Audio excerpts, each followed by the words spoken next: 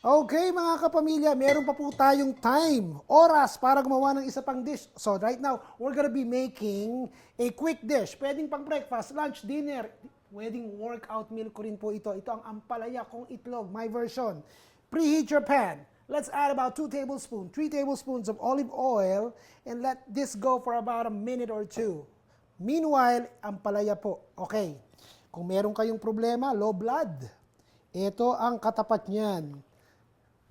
Ampalaya. Sabi ng matatanda, dapat daw po kunin natin yung malalaki yung bitak ng ampalaya para hindi masyadong mapait. Nakikita nyo ba ginagawa ko?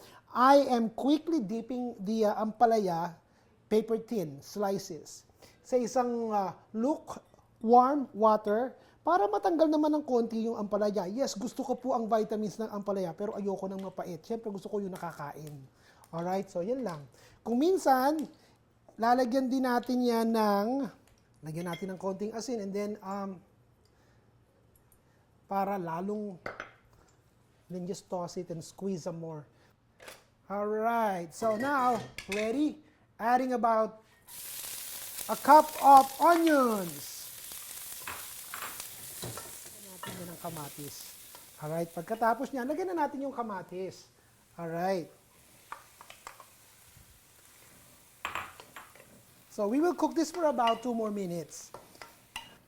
And then we will add the garlic. Okay.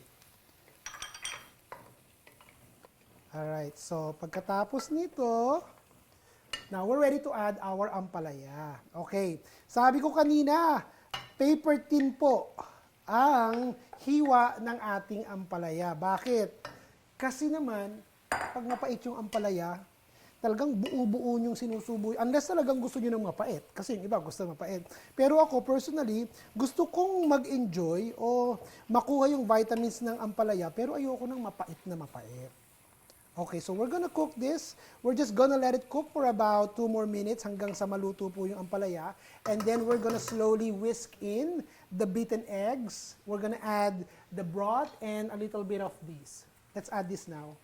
1 cube ng chicken seasoning. Let me wash my hands. Okay. Lagyan na natin ng broth. Bakit ko po nilagyan ng 1 chicken na seasoning or 1 seasoning na cube? Tapos naglagay pa rin ako ng chicken broth. Okay. Ayoko po ng maraming sabaw. Gusto ko po ng malasa pero ayoko ng maraming sabaw. So nilagyan ko lang siya ng 1 cup na chicken broth. And then idadagdag natin ang itlog. Okay, ito pa. Konti pa. Okay. Cover.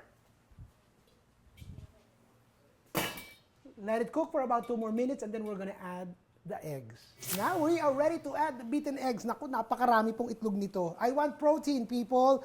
This is sometimes my workout meal. So pagkatapos ko pong mag-gym at magbuhat ng mga barbell sa gym, eto, protein and vegetable. You have your fiber, you have your protein. All at the same time. So ayan. So hahalu-haluin lang natin yan hanggang sa mag-coagulate o mamuo ang inyong itlog. And then we are ready. Lagyan pa natin ng konting pepper. Okay? Ayan. Let's turn off the heat and we are ready to plate. Okay. Para kayong may omelette na ampalaya, yan ang dating yan. So it's a good workout meal kasi nandiyan ang protein, nandiyan ang fiber. Very colorful. Alright. Lagyan natin for presentation.